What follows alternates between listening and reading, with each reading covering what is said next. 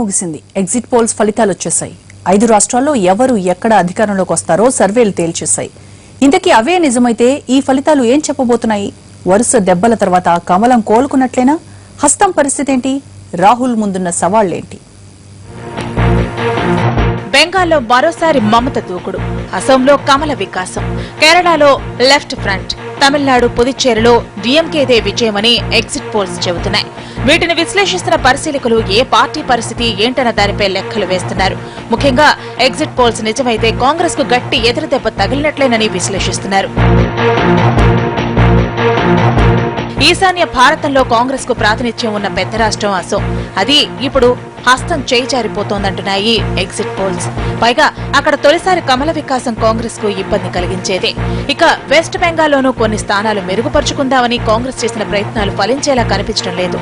Congress rural vote bank మమత వైపు మళ్లిపోయింది. కాంగ్రెస్ కూటమి అధికారంలో ఉన్న దక్షిణాది రాష్ట్రం కేరళ, ఇక్కడ హస్తానికి చుక్కెదురు తప్పదంటున్నాయి ఎగ్జిట్ పోల్స్. సోలార్ కుంభకోణం కాంగ్రెస్ ను నిండా ముంచేసింది. పుదుచ్చేరి, తమిళనాడులో డీఎంకే అధికారంలోకి వచ్చే అవకాశం ఉందంటున్నారు. ఈ రాష్ట్రాల్లో డీఎంకేకు కాంగ్రెస్ తోక పార్టీనే. డీఎంకే చెప్పినట్లు వినటం మినహా కాంగ్రెస్ కు వేరే ఛాన్సే లేదు. గత 3 ఏళ్లుగా జరిగిన ప్రతి ఎన్నికల్లోనూ కాంగ్రెస్ కు ఎదురు దెబ్బలు తగులుతూనే ఉన్నాయి. ఒకప్పుడు సొంత మెజార్టీతో రాష్ట్రాలను ఏలిన కాంగ్రెస్ ఇప్పుడు ఏదో ఓ ప్రాంతీయ పార్టీ చేయి పట్టుకుని ముందుకెళ్లాల్సిన దుస్థితి. కర్ణాటక మినహా దేశంలో ఏ పెద్ద రాష్ట్రంలోనూ కాంగ్రెస్ అధికారంలో లేదు. హిమాచల్, ఉత్తరాఖండ్ వంటి చిన్న రాష్ట్రాలు మాత్రమే కాంగ్రెస్ ఖాతాలో ఉన్నాయి. బీహార్లో ఈ మధ్య కాంగ్రెస్ కూటమి గెలిచినా ఆ క్రెడిట్ అంతా నితీష్, లాలూ ఖాతాలోకి వెళ్లిపోయింది. ఒడిషా పైన చాలా కాలం క్రితమే ఆశలు వదులుకుంది. ఇక యూపీలో బీఎస్పీనో లేక ఎస్పీనో నమ్ముకోవాల్సిందే. కర్ణాటకలో కాంగ్రెస్ అధికారంలో ఉన్న పార్టీ పరిస్థితి అంత ఆశాజనకంగా లేదు.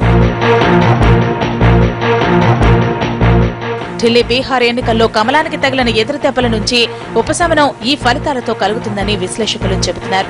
3/4 వంతు ముస్లిం జనాభా కలిగిన అసోంలో గెలుపు అన్ని విధాలా కలిసి వచ్చేదే. బెంగాల్లో గతంలోనూ ఆ పార్టీకి పెద్దగా సీట్లు లేవు. ఇప్పుడు ఆశలు లేవు. దక్షిణాదిలో బాగా వేయాలని భావిస్తున్న కమలనాథులు తమిళనాడు, కేరళలో గెలుపు కోసం గట్టి ప్రయత్నాలు చేశారు. ఈ రాష్ట్రాల్లో 2-3 సీట్లు గెలిచినా అది బోనసే.